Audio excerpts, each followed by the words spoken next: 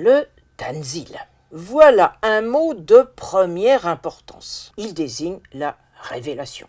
Mais même sur un mot aussi connu, il est bon de s'interroger sur son origine et son sens précis dans la langue. Allons donc voir à la racine ce qu'elle nous révèle.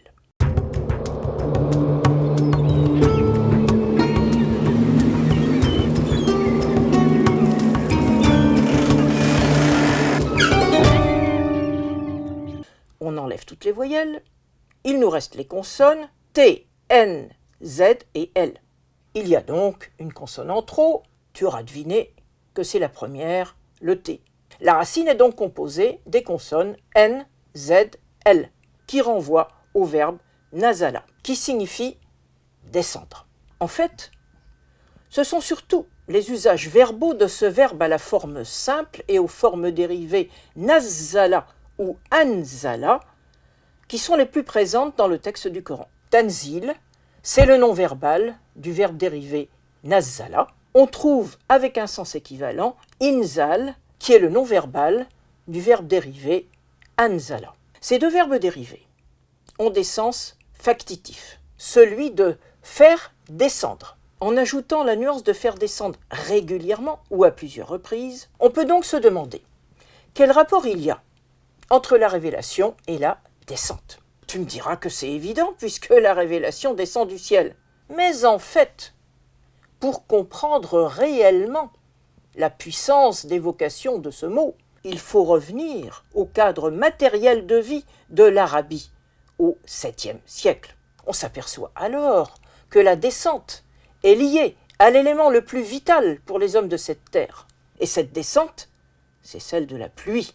Dans l'Arabie aride, l'élément vital était évidemment l'eau, l'eau pour boire, ou celle pour irriguer les espaces oasiens, ou encore pour faire surgir de terre les pâturages du désert. Sans eau, aucune vie humaine n'est possible. Or, on sait que même aujourd'hui, on est dans une région où la descente de la pluie est très aléatoire, dans la majeure partie de la péninsule arabique, en dehors de la côte sud, qui est touchée par ce qu'on appelle le kharif, qui désigne, non pas comme tu pourrais le croire l'automne, mais la mousson d'été. En dehors de cette zone réduite, toute l'Arabie est en attente de pluie sans savoir quand elle tombera.